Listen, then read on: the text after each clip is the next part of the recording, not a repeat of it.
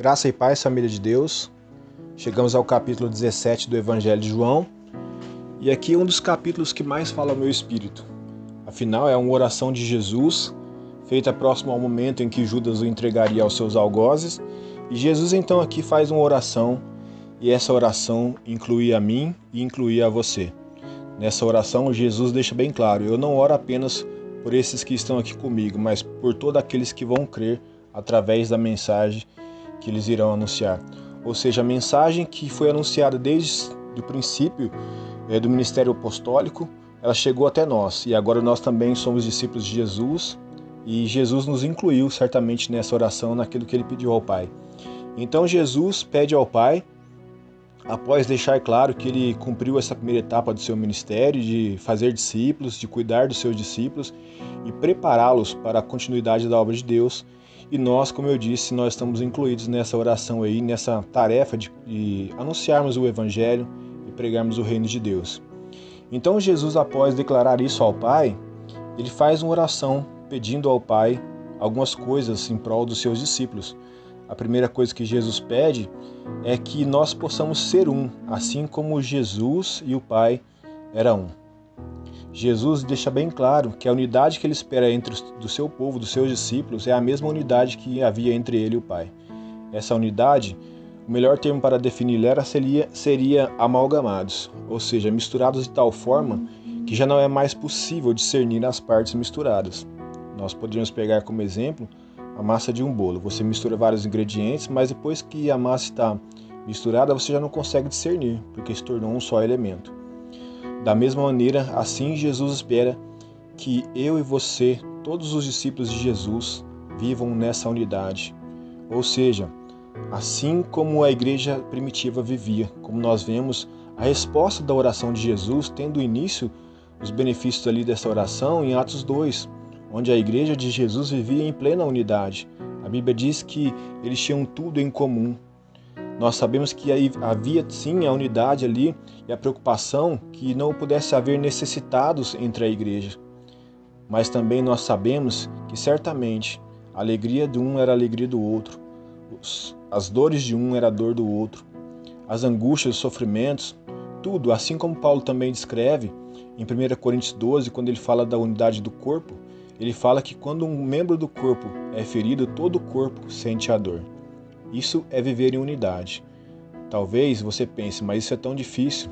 Sim, eu sei que é difícil. Viver em unidade é muito, muito difícil, porque vivemos dentro da nossa comunidade de fé e da vida da igreja, entre pessoas com pensamentos diferentes, personalidades diferentes, educações diferentes.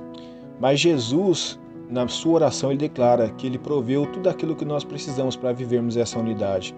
E principalmente o fato de que Jesus disse ao Pai que a glória que o Pai tinha dado a ele, ele também nos deu, ou seja, a presença de Deus, a natureza divina. Quando nos submetemos a Deus e recebemos da parte dele a ação do Espírito Santo sobre nós e essa natureza divina gerada em nós, nós certamente andaremos nessa unidade a qual Jesus orou, a qual nós vemos em Atos, o povo vivendo nessa unidade, e a qual também vemos quando Paulo escreve a carta aos Efésios no capítulo 4, onde ele fala da unidade da fé, que é gerada através do exercício dos ministérios a quem Deus deu aos homens para que pudesse promover o crescimento do seu povo. E quando mais nós crescemos, mais vivemos nessa unidade. E devemos dar uma importância tremenda a essa unidade, porque Jesus, na sua oração, disse que esse era o meio pelo qual o mundo reconheceria que ele foi enviado pelo Pai. Jesus disse na sua oração que o mundo deveria reconhecer que ele foi enviado por Deus, pelo Deus Pai, através da nossa unidade, através da maneira em que vivemos, assim como a igreja de Atos vivia. Certamente, a maneira com que as pessoas viviam chamava a atenção dos de fora. A unidade era percebida, o amor que existia entre eles, a edificação que eles se preocupavam em ter uns com os outros. Afinal, a Bíblia é cheia de uns aos outros, amar uns aos outros, edificar uns aos outros, consolar uns aos outros. Nós somos o povo dos uns aos outros. Nós somos o povo de que temos tudo em comum. Devemos ter em comum tudo para que o mundo creia que Jesus foi enviado por Deus. A melhor maneira de testificarmos, darmos testemunho do Evangelho é através da unidade, é vivendo em união, assim como o Senhor nos ensina também nos Salmos. Ó, quão bom e quão suave é que os irmãos vivam em união. Sim, é difícil, mas o Senhor está conosco. O Senhor nos deu o seu Espírito Santo e promoveu em nós essa natureza divina. Ele agora gerou em nós tudo aquilo que é necessário para que possamos viver em união. E essa união certamente testificará que a mensagem que pregamos, a de Jesus, ela será fortalecida.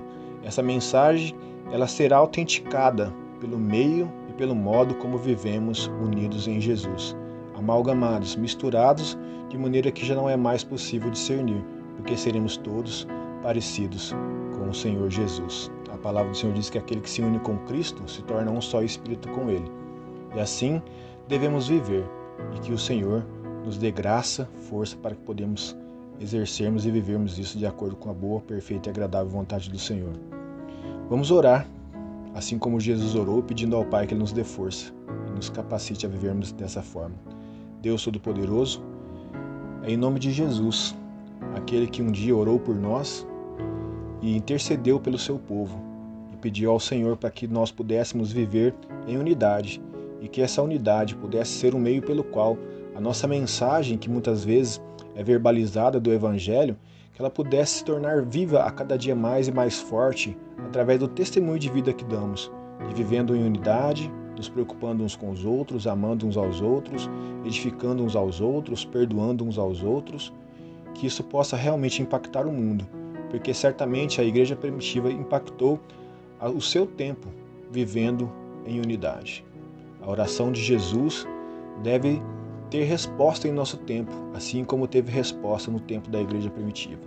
Para isso nós oramos ao Senhor e pedimos que o Senhor nos capacite a nos submetermos à Tua vontade e ao Seu querer, e permitir que o Senhor transforme a nossa vida, que a nossa natureza humana seja subjugada e que a natureza do Senhor, que a glória do Senhor, ela permaneça, ela subsista, ela cresça a cada dia mais em nós e possa ser percebida para o louvor da Sua glória, em nome de Jesus. Se você foi abençoado por essa mensagem, compartilhe ela com as pessoas que você ama e vamos prosseguindo em unidade para a glória do Senhor.